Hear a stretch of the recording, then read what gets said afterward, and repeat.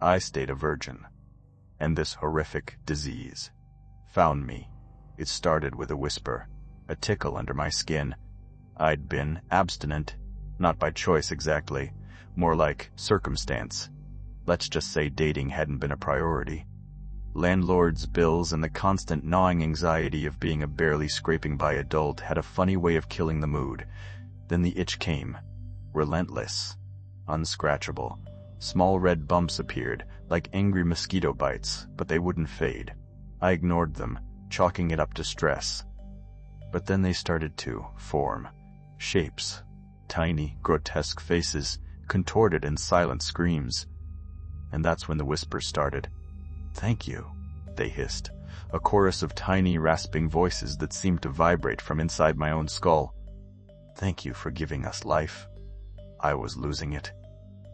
Sleep became a battlefield fought against the incessant chattering of my own skin. The faces grew bolder, more defined. They'd narrate my day, mocking my failures, celebrating my anxieties. It was like having a committee of miniature demons living under my epidermis.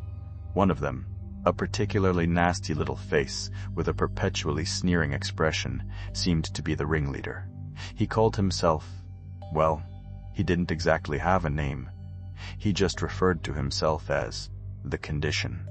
"You understand, Eric," the Condition croaked, its voice a dry rustle in my ear, "that you are feeding us. Your purity. Your lack. It gives us strength." That's when I started researching. Desperate, panicked internet searches in the dead of night. It sounded insane, even as I typed it. STD caused by celibacy, disease from virginity, talking faces on skin. And then, buried deep in some obscure forum, I found it. Whispers. Legends. A mythical ailment born of prolonged abstinence. A parasitic entity that feeds on, well, on the very lack of physical intimacy. The only cure, the lore suggested, was reproduction. Contact. The exchange of fluids.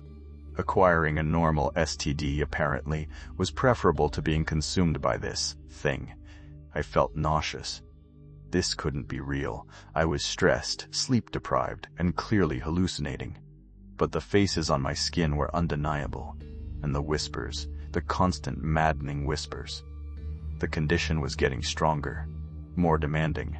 "Don't do this, Eric," it pleaded, its voice laced with a chilling desperation.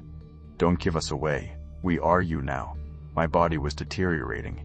I was constantly exhausted, plagued by headaches and a deep, bone-aching fatigue. The shapes on my skin were spreading, merging, forming grotesque landscapes of tiny, screaming faces. I knew I was running out of time. Adding to the cosmic joke, my work life was also imploding. I'd started blacking out. Just losing time. Coming to in the middle of meetings, surrounded by staring faces, a thick fog of confusion swirling in my head. Then someone showed me a video. I was unhinged, ranting about Lababoo dolls, whatever those were, accusing people of stealing them, attacking anyone who got too close. I watched myself, a stranger in my own skin, flailing and screaming, a wild animal cornered and terrified. The footage ended with me being restrained by security, black eyes already blossoming on my face. My boss was understanding surprisingly. He suggested I take some time off. "Get yourself right, Eric," he said, his voice laced with concern. "Whatever's going on, it's affecting your performance." Affecting was an understatement. My life was a goddamn horror show. Driven by desperation, I found myself outside a brothel. The neon lights buzzed, casting a lurid glow on the rain-slicked street. This was it. This was my only chance. As I stood there, hesitating, a memory surfaced. I remembered seeing an old man, years ago, shuffling down the street. His skin was covered in gnarled, twisted growths. People pointed and whispered. He looked like a walking, talking tree. I'd dismissed him then as just another homeless casualty. But now I saw the truth. The man's growths were faces, the same tiny, screaming faces that were now consuming me. And I could hear them. Even from across the street, I could hear their faint, incessant whispers. He was too far gone, too poor to afford the cure. The condition had taken him over completely, turning him into a grotesque parody of a human being. I couldn't let that happen to me. Taking a deep breath, I pushed open the brothel door. I won't go into the details. Suffice to say, it was transactional, efficient, utterly devoid of emotion. But it worked. The moment the exchange was complete, the whispers began to fade. The faces on my skin seemed to shrink, to lose their definition. The condition's voice, once so strong and insistent, became a weak, fading echo. "No," it whimpered. "Don't leave us. We need you." But it was too late. The parasite was dying. I stumbled out of the brothel, blinking in the harsh neon light. I felt drained, empty, disgusted with myself, but also free. To deal with the stress, I started chopping wood. It was therapeutic, in a way.